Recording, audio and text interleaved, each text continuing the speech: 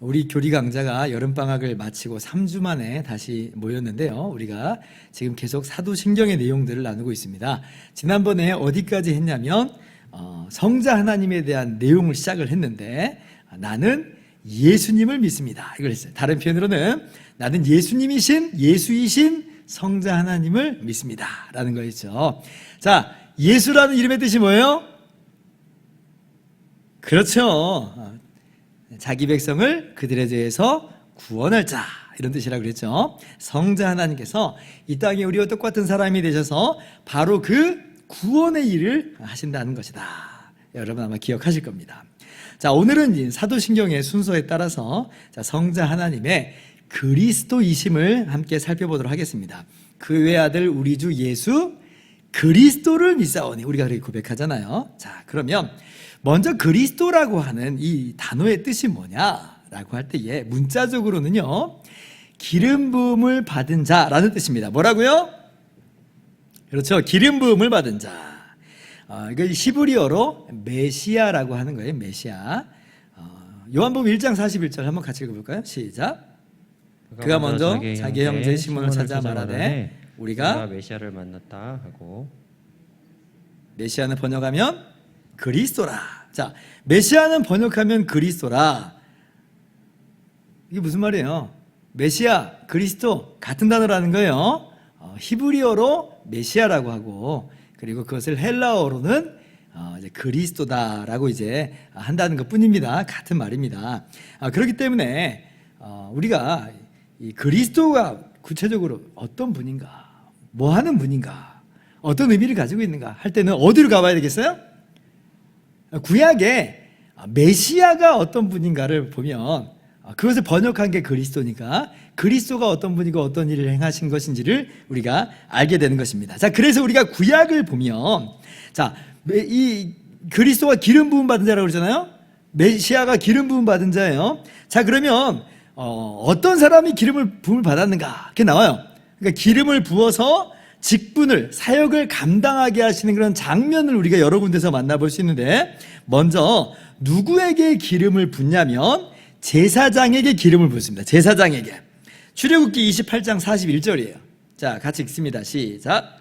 너는 그것들로 내 형 아론과 그와 함께한 그의 아들들에게 입히고 그들에게 기름을 부어 위임하고 거룩하게 하여 그들이 제사장 직분을 내게 행하게 할지며. 자, 제사장 직분을 행하게 하는데 뭘 부어요? 기름을 부어서, 그래서 제사장 직분을 행하게 하는 겁니다. 여기 이제 기름을 붓다라고 하는 이 단어가 히브리어로는, 뭐 저도 잘 히브리어 모릅니다만은 히브리어로 마사흐예요. 마사흐. 메시아하고 좀 비슷하죠. 맞아요. 메시아라고 하는 그 단어의 동사 형태입니다. 마사흐.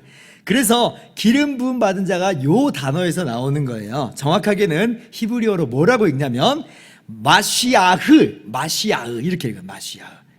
근데 이것을 이제 신약에서는 메시아라고 그냥 음역을 하는 거예요. 정확하게는 구약적인 표현으로는 마시아흐, 이게 메시아입니다.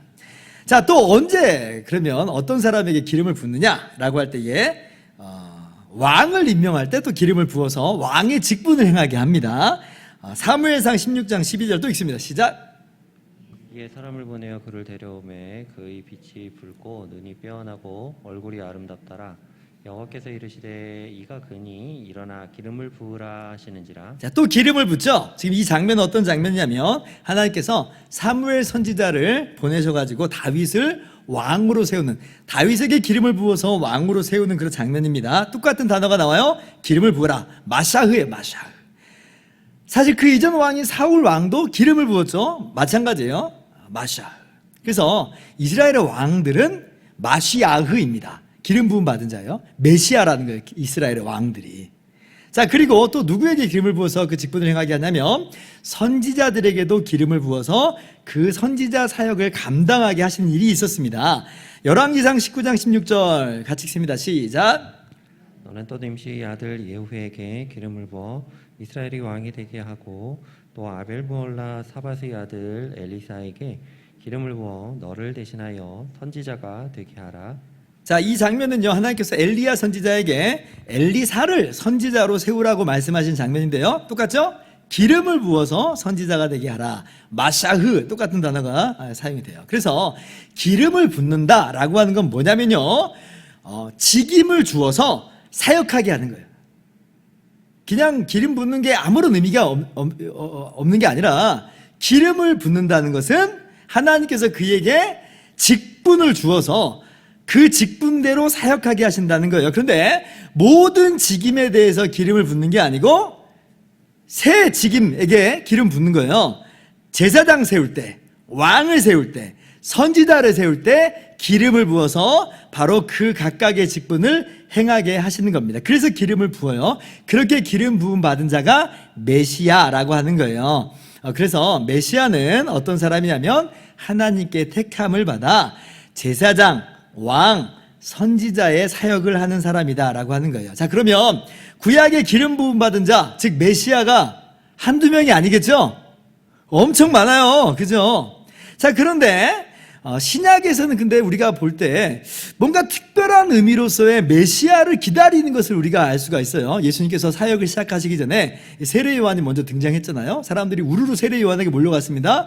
그러면서 심중에 생각하기를 세례 요한이 혹시 그리스도가 아닌가 생각했대. 그리스도가 아닌가. 특별한 의미로서의 그리스도라고 지금 뭔가 기대하고 있었다는 거예요. 그리고 예수님을 향해서도 예수님의 대적자들이 뭐라고 말해요? 네가 찬송받으실 자의 아들 그리스도냐? 이렇게 물어보죠. 그러니까 이제 구약에 많은 메시아들이 있는데 그것과 더불어서 뭔가 특별한 의미로서의 더 메시아, 그러니까 그 메시아가 있어요. 그 메시아를 이스라엘 사람들이 기다립니다. 왜 그랬을까요? 그 이유가 있어요. 왜냐하면 하나님께서 이스라엘의 구원자로서 특별한 메시아, 그 메시아를 보내시겠다고 약속하셨기 때문에 그렇습니다. 자, 그래서 이사야 61장 1절부터 3절 보면 대표적으로 우리가 그것을 볼 수가 있는데, 하나님께서 약속하신 구원자로서의 메시아가 나와요, 여기에. 자, 교독할까요? 주 여호와의 영이 내게 내리셨으니 이는 여호와께서 내게 뭘 보여? 기름을 부으사, 똑같은 단어예요. 기름을 부으사 가난한 자에게 아름다운 소식을 전하게 하려 하심이라. 나를 보내사 마음이 상한 자를 고치며 포로된 자에게 자유를, 갇힌 자에게 노임을 선포하며. 여호와의 은혜의 해와 우리 하나님의 보복의 날을 선포하여 모든 슬픈 자를 위로하되. 같이요. 무릇 시온에서 슬퍼하는 자에게 화관을 주어 그 죄를 대신하며 기쁨의 그름으로 그 슬픔을 대신하며 찬송의 옷으로 그 근심을 대신하시고 그들이 의의 나무 곧 여호와께서 심으신 그 영광을 나타낼 자라 일컬음을 받게 하려 하심이라. 이사야서는 계속해서 하나님께서 이스라엘에게 구원자를 보내시겠다고 약속하십니다. 그분은 처녀를 통해서 오실 분이고 그분은 사실은 참 하나님이고 그분은 우리를 대신해서 고난을 받으실 것이다 라고 하는 것이 내내 이사야서에서 지금 나왔던 내용들이에요. 자, 그런데 이제 61장 1절에는 이제 뭐라고 말하냐면 기름을 부어서 일을 하게 하실 것이다 이렇게 말씀하시는 거예요. 즉 메시아라는 겁니다. 그가 바로 메시아다. 하나님께서 그에게 이스라엘을 구원할 그 구원의 사명을 맡기셨고 그렇게 기름 부음을 받아서 즉 메시아로서 그 일을 하실 것이다. 그래서 이스라엘 사람들이 바로 그 메시아, 하나님께서 약속하신 구원자로서 기름 부음 받은 자를 이제 기다려왔던 것입니다. 자, 그런데 예수님께서 누가복음 4장을 보면 드디어 사람들 앞에서 이제 처음 딱 등장을 하세요. 회당에 들어가셔서 말씀을 읽는데 어디를 일부러 찾으시냐면 바로 요 이사야 61장 1절을 일부러 찾으셔가지고 딱 읽으세요. 그러면서 뭐라고 말씀하시냐면 이 글이 이사야 61장 1절의 이 내용이 너희 귀에 응하였느니라 그렇게 말씀하세요. 이 성경이 너희가 듣는 가운데 성취됐다는 거예요. 난데없이 무슨 말이에요? 예수님 자신이 바로 그 기름 부음 받은 자다, 메시아다, 그리스도다라고 하는 거예요. 그렇게 하여서 이스라엘 백성을 구원할 것이다 라고 하는 것이죠. 예수님께서 나중에 그래서 제자들에게 물어보실 때가 있었죠. 무리들이 사람들이 나를 누구라고 하느냐. 그러니까 제자들이 막 들은 대로 대답을 해요. 뭐 엘리야, 뭐 세례 요한, 뭐 옛 선지자 중에 하나이라고 하더라고요. 그러니까 예수님 뭐라고 이제 제자들에게 물어보시죠. 너희는 나를 누구라고 하느냐? 아까 우리가 마태복음 16장 16절에서 함께 읽었죠. 누가복음 9장 20절에 베드로가 이렇게 대답을 합니다. 같이 읽습니다. 시작. 예수께서 이르시되 너희는 나를 누구라 하느냐? 베드로가 대답하여 이르되 하나님의 그리스도시니 하나님의 그리스도시니이다. 그러니까 구약 성경에 약속한 바로 그 메시아, 기름 부음 받은 자, 구원자라 하는 그런 고백을 베드로가 하는 거예요. 베드로를 대표로 해서 제자들이 함께 고백하는 거죠. 예수님은 구약 성경에 하나님께서 약속하신 바로 그 구원자, 기름 부음 받은 자, 메시아인 거예요. 이것이 하나님의 그리스도입니다. 우리가 예수님을 그리스도다라고 믿는다라고 할 때 의미가 바로 이거예요. 하나님께서 기름 부으신, 하나님이 약속하신 바로 그 구원자입니다. 이 사도 요한은요, 요한복음을 기록하면서 그 목적을 분명하게 밝혀요. 예수님이 바로 그 그리스도이심을 믿게 하려고 내가 이 요한복음을 기록한다. 요한복음 20장 31절 같이 읽습니다. 시작. 오직 이것을 기록함은 너희로 예수께서 하나님의 아들 그리스도이심을 믿게 하려 하며 또 너희로 믿고 그 이름을 힘입어 생명을 얻게 하려 함이니라. 예수님은 바로 그 그리스도, 하나님께서 약속하신 유일하신 구원자이세요. 자, 그렇다면 우리가 제자들의 그런 고백과도 마찬가지로 우리 성경대로 예수님이 바로 그 메시아 그리스도이심을 우리가 믿고 있는데요. 자, 그러면 예수님께서 기름 부음 받아서 어떤 일을, 어떤 종류의 사역을 감당하시는 걸까요? 아까 제가 구약에 어떤 사람들이 기름 부음 받아서 그 일을 한다고 그랬어요? 그렇죠? 제사장, 선지자, 왕이라고 그랬어요. 자, 그러면 예수님은 제사장, 왕, 선지자 중에 어디로 들어갈까요? 어떤 종류의 기름 부음 받은 자로서 구원의 일을 하실 걸까요? 네, 그렇죠. 네, 정답은 모두 다예요. 모두 다. 예수님은 제사장이며 왕이며 선지자의 사역 모두를 담당하는 기름 부음 받은 자, 기름 부음 받으심으로 그 세 가지 사역을 다 하시는 거예요. 그런 측면에서 구약의 그 기름 부음 받은 자들은, 구약의 그 많은 메시아들은 사실은 더 메시아, 그 메시아, 하나님이 약속하신 구원자 메시아의 예표예요. 예표. 미리 보여주는 그림자, 모형이라고 하는 겁니다. 진정한 그리스도가 오셔서 바로 이 예표들이 해왔던, 미리 잠깐 맛보기로 보여줬던 바로 그 참된 제사장, 참된 왕, 참된 선지자의 사역을 감당하실 것이다. 누가? 예수님이 그리스도로 오셔서 그 일을 하신다는 것이죠. 자, 그러면 예수님께서 구원자로서 어떻게 선지자, 제사장, 왕의 사역을 행하셨는지, 또 그리고 그 의미가 우리에게 미치는 은혜는 무엇인지를 이제 살펴보도록 합시다. 2번, 그리스도로서 예수님이 선지자, 제사장, 왕의 사역을 하심. 자, 첫 번째, 먼저 예수님의 선지자 사역입니다. 히브리서 1장 1절 2절 말씀이에요. 교독할게요. 옛적의 선지자들을 통하여 여러 부분과 여러 모양으로 우리 조상들에게 말씀하신 하나님이 이 모든 날 마지막에는 아들을 통하여 우리에게 말씀하셨으니 이 아들을 만유의 상속자로 세우시고 또 그로 말미암아 모든 세계를 지으셨느니라. 자, 구약 시대에 하나님께서 선지자들을 보내셔서 하나님의 말씀을 대언하게 하셨습니다. 사람들은 선지자의 이 선포를 통해서 하나님의 뜻을 알고 하나님 말씀을 듣고 그렇게 하나님을 아는 것이었어요. 자, 그런데 최종적으로 누구를 통해서 말씀하셨다는 거예요? 아들을 통하여, 즉 예수님을 통하여 말씀하셨다는 것입니다. 여러분, 여기서 마지막이라고 하는 것은요, 예수님 이후에는 없다는 거예요. 없다는 거예요. 자, 그리고 예수님을 통하여 말씀하신 바 이 마지막 말씀이야말로 이게 무슨 의미겠어요? 가장 확실하고 분명한, 똑똑히 말씀하신 것이다. 이 이상 더 어떻게 하나님을 더 알게, 더 자세히, 더 바르게 알게 해주는 다른 말씀은 없는 거예요. 아들을 통해서 말씀하신 게 마지막이다라고 하는 것은 그런 의미입니다. 그래서 예수님은요, 많은 선지자 중에 하나가 아니에요. 그 선지자예요. 참 선지자, 선지자 중에 선지자예요. 신명기 18장 1절 말씀 같이 한번 읽어봅시다. 시작. 내 하나님 여호와께서 너희 가운데 내 형제 중에서 너를 위하여 나와 같은 선지자 하나를 일으키시리니 너희는 그의 말을 들을지니라. 자, 모세가 이스라엘 백성에게 이것이 하나님 말씀이다라고 전해주는데 어떤 하나님 말씀을 전해주냐면 하나님께서 장차 모세와 같은 선지자 하나를 일으키신다는 거예요. 모세 어떤 사람인지 알죠? 시내산에서 하나님 말씀, 십계명을 중심으로 하는 율법을 받아서 이스라엘에게 전달해 준 사람이에요. 모세 같은 사람이 없어요. 전무후무한 역할을 감당합니다. 모세를 통해서 전달받은 그 말씀, 율법을 통해서 이스라엘 백성들은 하나님의 말씀을 듣고 하나님의 뜻을 알며 그렇게 하나님이 어떤 분인지를 알고 순종하는 거예요. 그러니까 모세는 전무후무한 그런 역할을 감당하는데, 근데 뭐라고 말씀하세요? 모세와 같은 선지자를 하나님이 보내신다는 거예요. 그런데 사실 더 우리가 히브리서를 통해서 발견하는 건 뭐예요?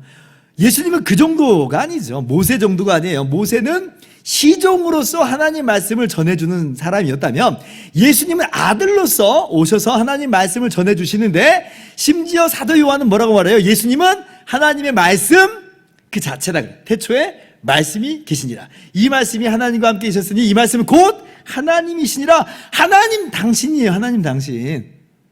그렇게 하나님이 친히 이 땅에 오심으로 하나님을 보여주신 거예요. 그러니까 예수님이야말로 참 선지자 중에 선지자, 모세보다도 탁월한 선지자일 수밖에 없는 게, 모세도 기껏해야 전달자지만 예수님은 전달자 수준이 아니라 직접 친히 하나님을 보여주신 거죠. 하나님의 얼굴이요, 하나님을 보여주는 거울이다. 뭐 제가 그렇게도 이제 이야기를 한 적이 있었습니다. 우리가 그래서 이 요한복음을 계속해서 살펴볼 때에 예수님께서 반복해서 강조해서 하시는 말씀 중에 하나가 이거예요. 나 스스로 온 거 아니다. 내 말하는 거 아니다. 내 행동 내가 그냥 임의대로 하는 거 아니다. 아버지께서 나를 보내셨고 아버지의 말씀을 하시고 아버지께 본대로 행한 것이다. 이렇게 얘기하죠. 그러니까 예수님이 하나님을 우리 가운데 분명하고 똑똑하게 보여주는 것이다 라고 하는 거예요. 그래서 다른 방법으로 우리가 하나님을 아는 것 다 부분적이고 제한적인 것 뿐입니다. 그러나 우리가 예수님을 통해서 하나님을 알게 될 때에 바로 그 하나님이야말로 참 하나님이에요. 참 하나님. 우리가 어떻게 해서 하나님을 아느냐? 예수님을 통해서 진짜 참 하나님을 우리가 알게 되고, 우리가 믿는 하나님은 바로 그 하나님이에요. 그 하나님. 지난주 설교 말씀 기억나세요? 내가 곧 길이요 진리요 생명이니 나로 말미암지 않고는 아버지께로 올 자가 없느니라. 예수님 말씀하셨죠? 진리라고 하는 부분을 제가 설명할 때 바로 그 이야기를 한 거예요. 예수님을 통해서만 하나님 아버지를 볼 수가 있어요. 하나님 아버지를 알 수가 있어요. 그래서 나를 본 자는 아버지를 봤다, 그렇게 말씀하고 있죠. 그래서요, 여러분, 예수님을 우리가 볼 때에 우리는 하나님을 보는 것이고, 예수님을 통해서 우리가 하나님을 알고 믿는 것이다. 그래서요, 예수님의 선지자 사역이라고 한다면 예수님이 하나님의 뜻을 전달해주고 잘 해석해 주시는 분인가 보다, 이 정도까지만 이해했다면 한참 더 가야 됩니다. 그 정도가 아니에요. 예수님은 하나님을 친히 보여주신 거예요. 그런 의미에서의 참 하나님이시다. 본래 하나님을 본 사람이 없으되 아버지 품속에 있는 독생하신 하나님이 나타나셨느니라. 그래서요, 우리가 예수님 보면서 하나님이 얼마나 죄를 미워하신지를 보죠. 아들을 십자가에 죽이시기까지 죄를 미워하시잖아요. 근데 바로 그 하나님이신 예수님이 우리를 대신해서 십자가를 지신 것이니까 하나님이 얼마나 우리를 사랑하시는지 하나님의 그 사랑의 크기와 그 넓이를 우리가 비로소 깨닫게 됩니다. 하나님 이런 분이군요. 우리가 믿는 하나님 어떤 하나님이에요? 아들을 주시기까지 사랑하시는 그 사랑이 하나님이에요. 그렇게 우리가 하나님을 아는 거예요. 선지자죠, 예수님이. 선지자, 참 선지자. 하나님을 진짜 보여주신. 그래서요, 우리가 예수님이 그리스도다라고 믿는 것은요, 바로 이러한 내용을 담고 있는 겁니다. 우리는 오직 예수님을 통해서 하나님을 진짜 알게 되고, 그렇게 예수님께서는 그렇게 선지자 사역을 구원자로서 하신다. 오늘날도 마찬가지입니다. 다른 것 통해서 예수님을 알려고 하지 말고요, 예수님을 통해서만 하나님을 우리가 알아야 됩니다. 오늘도 예수님께서는요, 우리에게 성령을 보내주셔서 성령을 통해서 예수님을 알게 하시고, 그리고 예수님을 그렇게 알게 하심으로 하나님을 알고 믿게 하십니다. 지금도 예수님은요, 하나님 보좌 우편에서 바로 이 선지자의 사역을 그런 의미에서 계속하고 계신다라고 우리가 알 수가 있는 것입니다. 그래서 예수님의 이 선지자 직분, 구원자로서 선지자 직분을 행하신다. 여러분이 이렇게 아시면 되겠습니다. 두 번째, 예수님께서 기름 부음 받은 자. 그리스도로서 어떤 일을 하셨냐면 제사장의 일을 하십니다. 히브리서 4장 14절. 자, 같이 읽습니다. 시작. 그러므로 우리에게 큰 대제사장이 계시니 승천하시니 곧 하나님의 아들 예수시라. 우리가 믿는 도리를 굳게 잡을지어다. 자, 구약 시대 제사장 역할은 뭐냐면요, 하나님과 이스라엘 백성 사이에서 중보하는 일이에요. 중보하는 일. 더 자세히 설명드리면 이스라엘 백성이 가져온 이 제물을 가져다가 하나님께 제사를 드림으로 하나님과 이스라엘 사이를 화목하게 하는 일을 이 제사장이 하는 거죠. 근데 이때 왜 짐승 제물이 필요하냐면 인간은 죄인이기 때문에 죄인이 직접 하나님께로 갈 수가 없어요. 반드시 그 죄 문제를 해결해야 돼요. 그래서 이 사람이 제물을 가져다가 짐승 가져다가 안수를 합니다. 자신의 죄를 이 짐승에게 전가시키는 행위예요. 그리고 이 짐승을 죽여요. 그러니까 이 짐승이 이 사람의 죄를 대신해서 죽는 것이죠. 그리고 제사장은 그 짐승을 가지고 그 짐승의 피를 가지고 하나님 앞에 나가는 거예요. 이러한 절차를 제사장이 하는 것으로 이 중보 사역을 하는 것인데, 그렇게 중보함으로 말미암아 이 사람이 하나님께 죄사함 받고 용납됨 받고 하나님과 화목하게 되었다. 일반 제사장은 이 사람 한 명을 두고 하나님과 화목하게 하는 일을 했다면, 대제사장 같은 경우는 1년에 한 번 대속죄일에 이스라엘 전체를 위해서 이런 속죄 제사를 드리는 것으로 그 일을 감당합니다. 그래서 이제 우리가 대제사장이 1년에 한 번 대속죄일에 짐승의 피를 가지고 이스라엘의 죄를 뿌리는 일을 우리가 잘 배워서 알고 있죠. 여러분, 이런 피 흘림의 제사가 없다면 어떻게 될까요? 죄인인 인간 하나님께 나갈 수 있을까요? 그럴 수 없죠. 자기 죄값으로 죄사함을 받기는커녕 오히려 하나님의 공의의 심판을 받게 되고 정죄받고 영원히 멸망할 수밖에 없는 거예요. 자, 그런데 예수님께서 바로 그 제사의 일을 수행하시는 제사장의 역할을 하셨다라고 하는 거예요. 근데 어떻게 하셨는가? 히브리서 7장 23절 27절이 그것을 우리에게 분명히 보여줍니다. 좀 길지만 교독하면서 읽겠습니다. 제사장 된 그들의 수요가 많은 것은 죽음으로 말미암아 항상 잊지 못함이로되, 예수는 영원히 계심으로 그 제사장 직분도 갈리지 아니하느니라. 그러므로 자기를 힘입어 하나님께 나아가는 자들을 온전히 구원하실 수 있으니 이는 그가 항상 살아 계셔서 그들을 위하여 간구하심이라.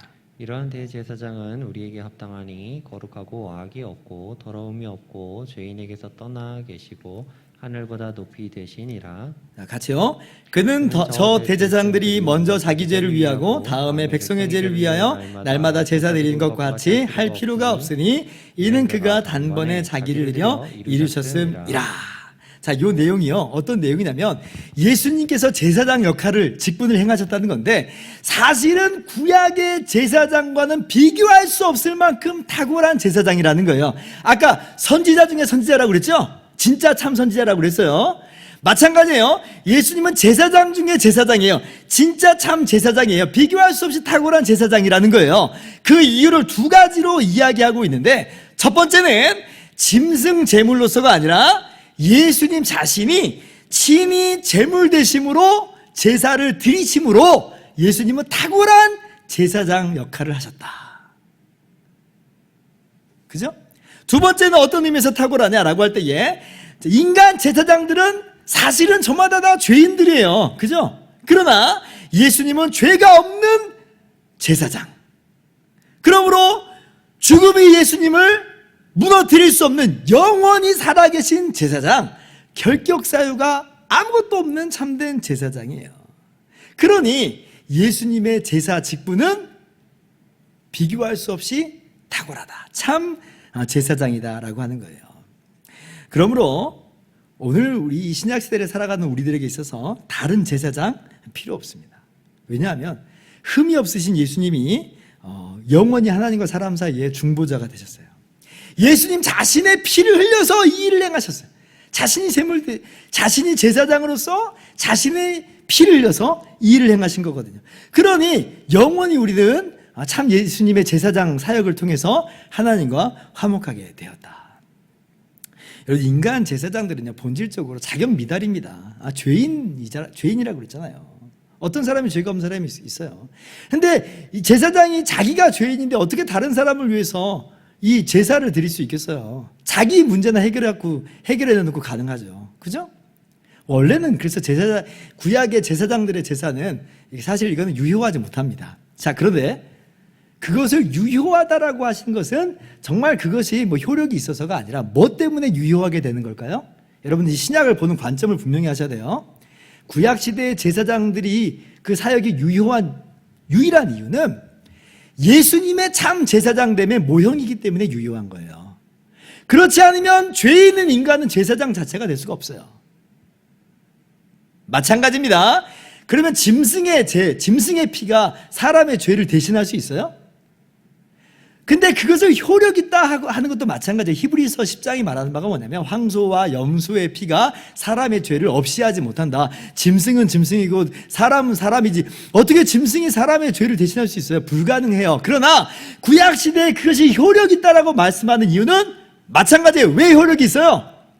예수님의 제물 되심을 보여주는 모형이고 그림자이기 때문에 효력이 있는 거예요.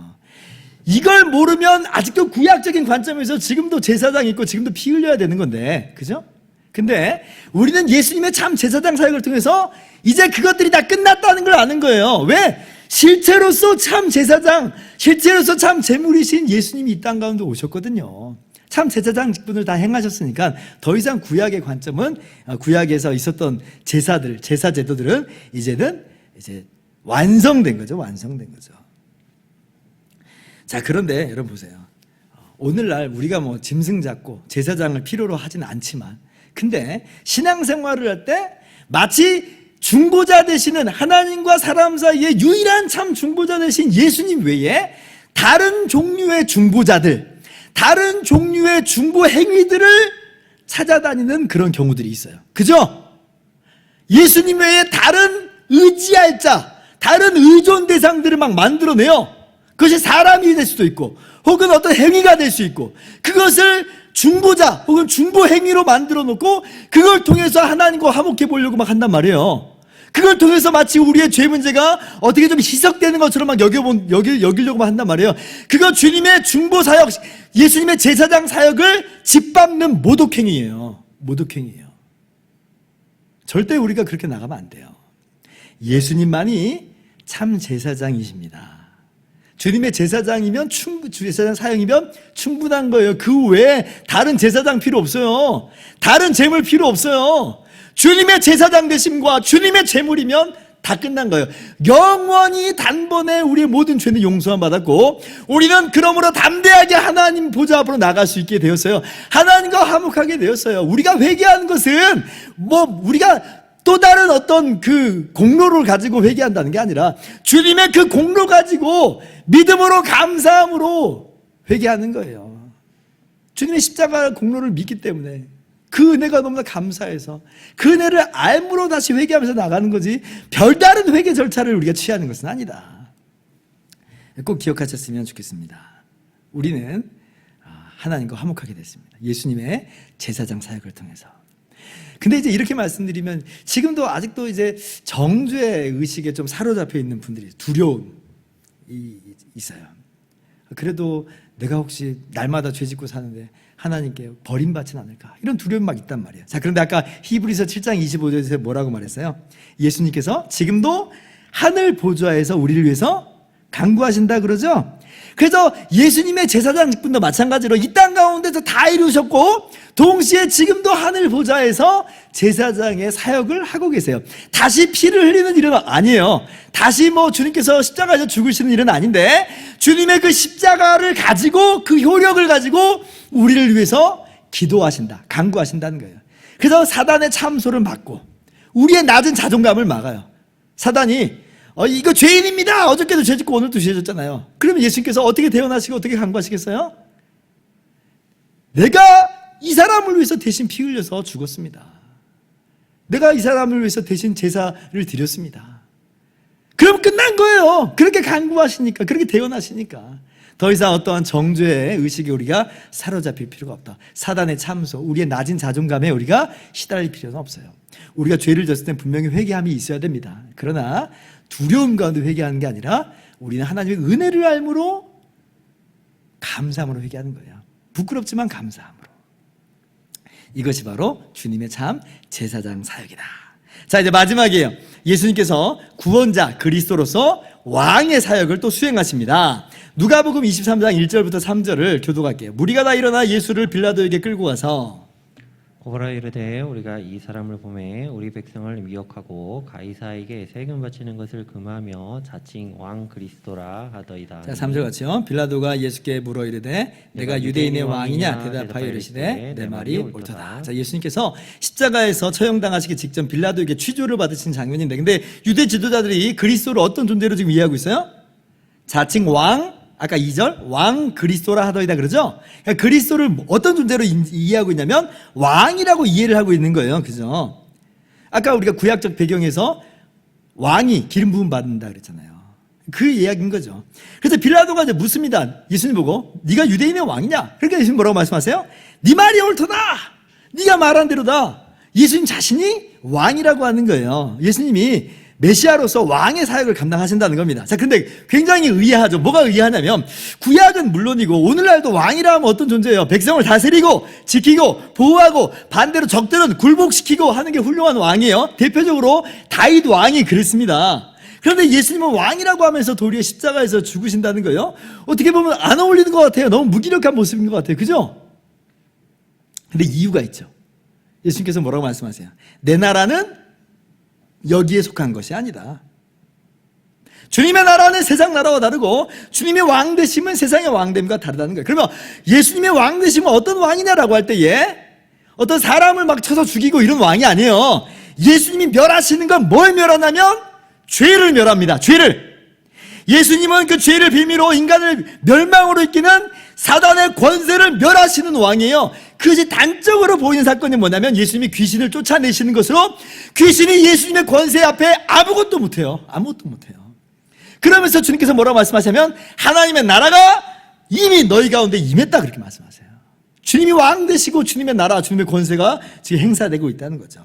그리고 주님께서는 그렇게 구원하신 하나님 백성들, 그렇게 선택받은 하나님의 자녀들 하나도 빠짐없이 지키시는 진짜 왕이에요. 요한복음 10장 28절 같이 읽습니다. 시작. 내가 그들에게 영생을 주노니 멸망하지 아니할 것이요 또 그들을 내 손에서 빼앗을 자가 없느니라. 절대로 빼앗기지 않아요.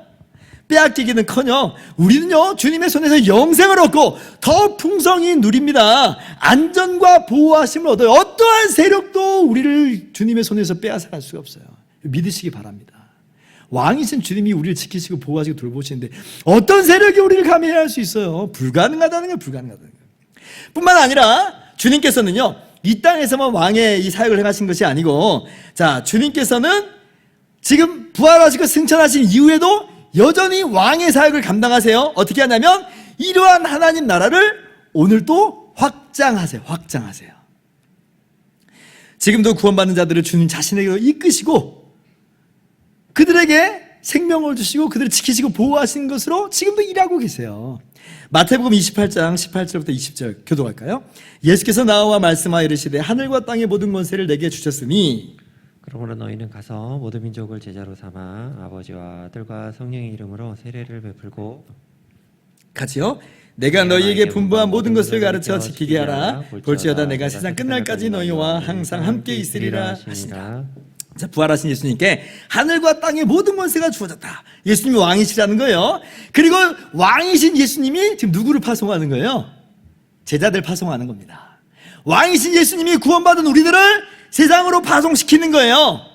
그렇게 해서 하나님 나라를 확장하시겠다는 거예요. 자, 그런데 혼자 가라는 게 아니죠. 왕이신 예수님이 함께 계신다. 여러분, 그래서 위축되지 마시고요. 담대하게 그리스도의 사도들로서, 우리 12사도란 말은 아니고 그리스도의 보내심 받은 자로서 그런 뜻입니다.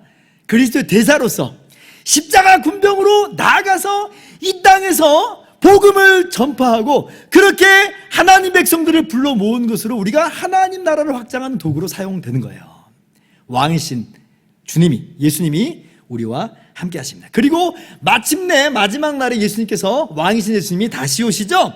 그때 이제 하나님의 나라가 완전히 이루어지게 되는 것입니다. 고린도전서 15장 25절 26절 같이 읽습니다. 시작. 그가 모든 원수를 그 발 아래 둘 때까지 반드시 왕으로 다스리니 맨 나중에 멸망받을 원수는 사망이니라. 주님의 왕됨을 이렇게 선포하세요. 진짜 왕이에요. 구약의 왕들은 다 예표죠. 구약의 메시아들 예표라는 거예요. 그림자, 모형입니다. 다윗 왕 특별히 예수님의 이 그림자고 모형이죠. 자, 그래서 여러분 우리는 분명하게 확신할 수 있습니다. 마귀는요, 어둠의 세력은요, 절대로 우리를 해할 수 없어요. 여러분 왕이신 예수님만 의지하면 되는 거예요. 오히려 우리가 왕이신 주님의 권세, 예수님의 권세를 가지고 마귀를 대적하면 마귀는 우리를 피할 수밖에 없습니다. 여러분 이거 믿으세요.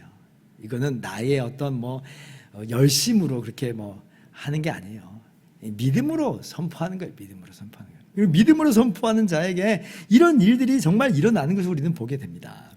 우리가 잘나서 왕이신 예수님이 우리와 함께하는 것 아니에요. 우리는 이미 왕이신 예수님의 소속이에요. 우리의 소속은 하늘나라에 있어요.